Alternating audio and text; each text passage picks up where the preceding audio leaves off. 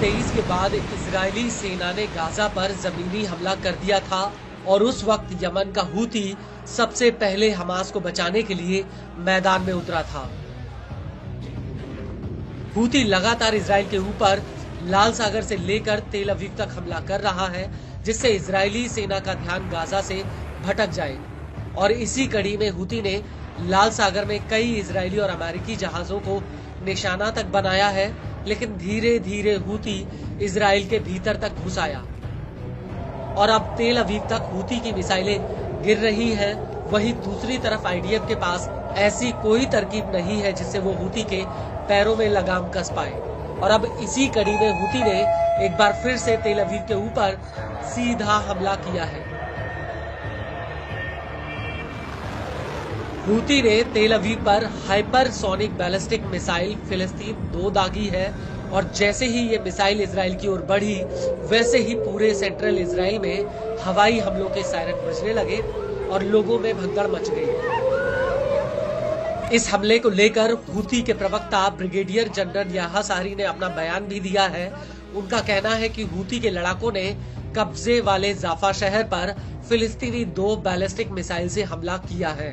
نفذت القوة الصاروخية عملية عسكرية استهدفت هدفا عسكريا للعدو الإسرائيلي في منطقة يافا المحتلة، وذلك بصاروخ باليستي فرط صوتي نوع فلسطين 2، وقد حققت العملية أهدافها بنجاح بفضل الله.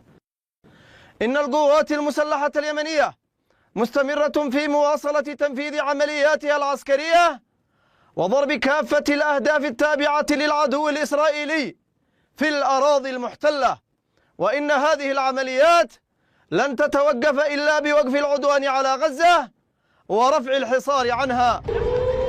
आपको बता दें कि हूती के हमलों की वजह से तेल अवीव, होलोन, रिशोन, लिजोन, पेटाह टिकवा, रमत गान, हर्जिलिया और आसपास के कई इलाकों में हवाई हमलों के सायरन बजने लगे थे।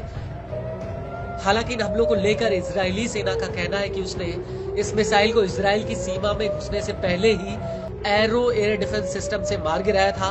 वहीं इजरायली पुलिस का कहना है कि मिसाइल इंटरसेप्टर के नुकीले पंख जेरूसलम के पास बेइत हनीना में एक रिहायशी इमारत के अपार्टमेंट में जाकर गिरे थे। इसको लेकर टाइम्स ऑफ इजराइल का कहना है कि सायरन की आवाज सुनकर कुछ लोग बम शेल्टर में भाग रहे थे, तभी मिसाइल के शार्पनेल गिरने से 5 लोग घायल हो गए। लेकिन बड़ी बात यह है कि जब मिसाइल हमलों के सायरन बज रहे थे तो उसी वक्त पीएम नेतन्याहू तेल अवीव डिस्ट्रिक्ट कोर्ट में गवाही देने के लिए पहुंचे थे। हालांकि कोर्ट की ये पूरी सुनवाई एक अंडरग्राउंड कचहरी में चल रही थी। वहीं दूसरी तरफ इजरायली मीडिया का ये भी कहना है कि इस हमले की वजह से बेन गुरेन एयरपोर्ट पर संचालन कुछ समय के लिए रद्द तक करना पड़ा। हालांकि इस सबके बीच हूती का ये भी कहना है कि उसने एश्केलोन शहर में एक सैन्य टारगेट पर भी हमला किया है, लेकिन एश्केलोन शहर में हवाई हमलों के सायरन नहीं बजे और इस हमले से पहले 15 दिसंबर 2024 को हूती ने इजराइल पर एक ड्रोन अटैक किया था, जिसे कथित रूप से इजरायली नौसेना ने भूमध्य सागर के ऊपर ही मार गिराया था।